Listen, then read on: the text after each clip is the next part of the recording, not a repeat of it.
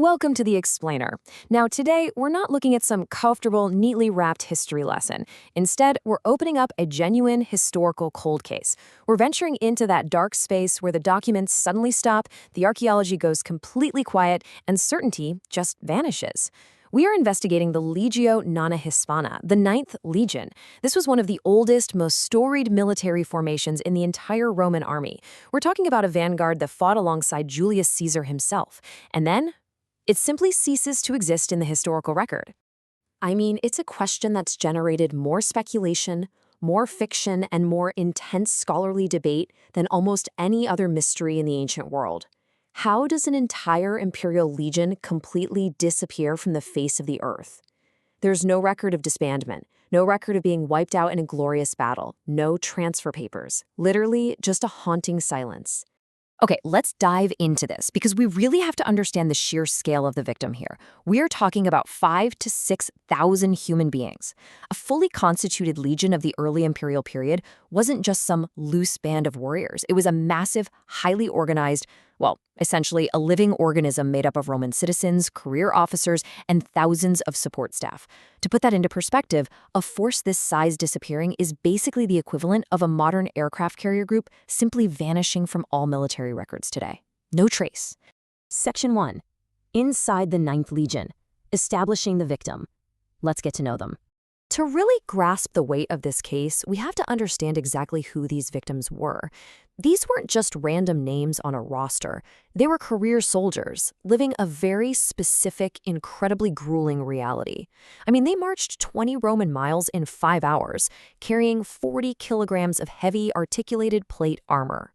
And they were deeply invested in the Roman system, literally with a portion of their pay deposited into forced unit savings accounts for their eventual retirement. But binding that whole sophisticated professional community together was the Aquila, the Golden Eagle standard. It was the sacred beating heart of the legion. You know, when 3 legions were annihilated in the Teutoburg forest in 9 AD, Emperor Augustus Caesar wandered his palace for months just crying out this famous quote, "Varus, give me back my legions." He wasn't just mourning the men, he was mourning the eagles. Losing an eagle in battle was a psychological devastation for Rome. It was the symbolic destruction of the unit's very soul. So whatever happened to the Knight's Eagle is for sure one of the most haunting questions in this entire investigation. Section 2. The Trail Goes Cold. A Timeline of Disappearance.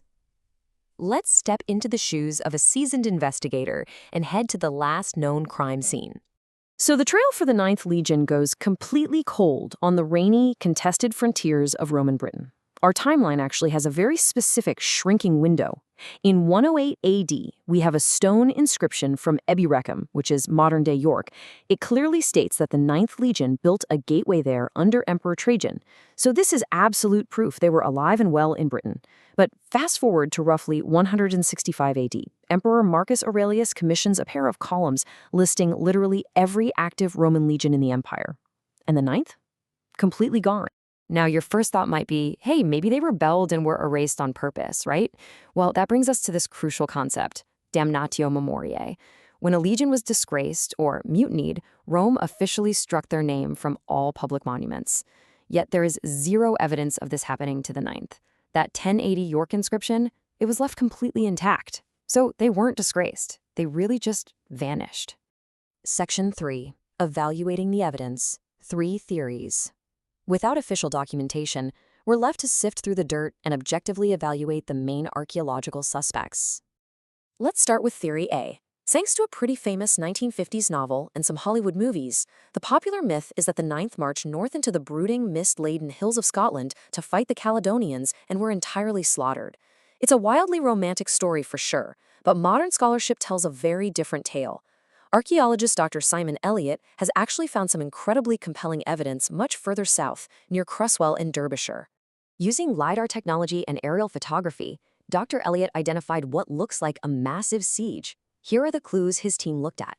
First, farmers literally found a weight from a groma. That's a specific surveying tool used exclusively by legionaries. Second, pieces of that heavy lorica segmentata armor were found nearby. And third, the topography itself shows 2 leveled-off Roman camps positioned exactly 30 meters above an Iron Age hill fort, which are perfect platforms for devastating Roman artillery. So, did the Ninth fight a bloody, entirely unrecorded battle right here in the Midlands? But wait, perhaps they didn't die in Britain at all. Let's shift our investigation across the channel to the continent for Theory B, the relocation theory. A lot of academics believe the Legion was simply transferred to the Netherlands. This is specifically based on excavations at the Roman fortress in Nijmegen. Now, what's really interesting about this slide is understanding how the Roman military actually operated. Legions weren't just these static, unchanging blocks. They were elastic. That's where a vexillatio comes in. It's a detachment.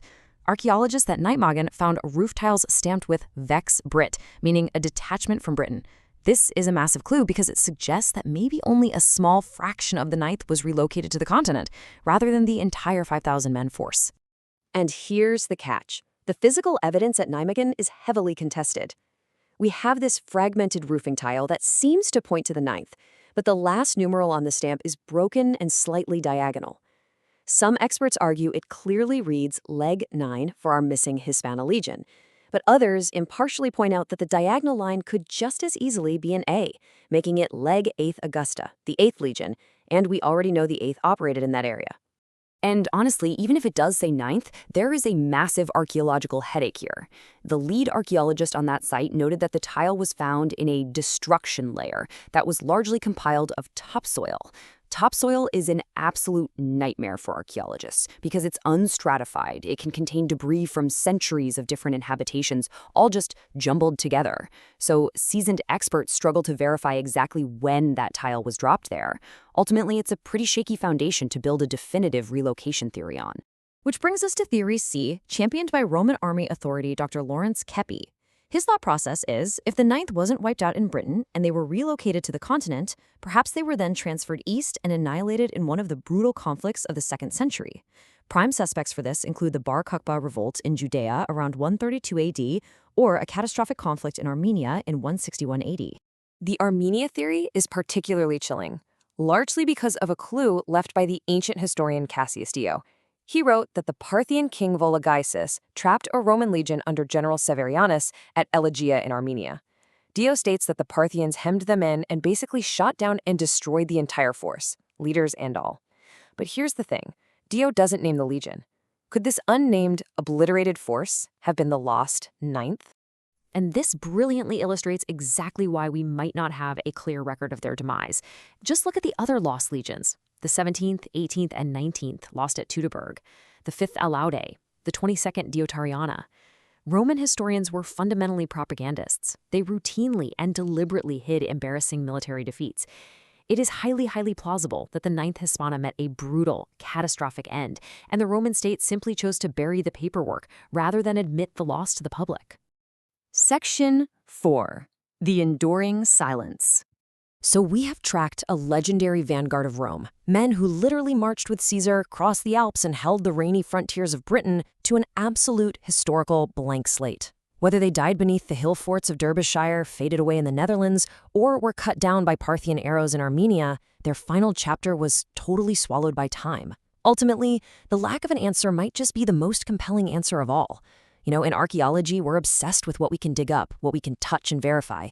But this cold case leaves us wondering, is the silence, the very space where the evidence should be, actually the most fascinating part of history? That unresolved darkness is exactly what keeps the investigation of the 9th Legion alive today. Thanks for joining me on this explainer, and keep questioning the silence.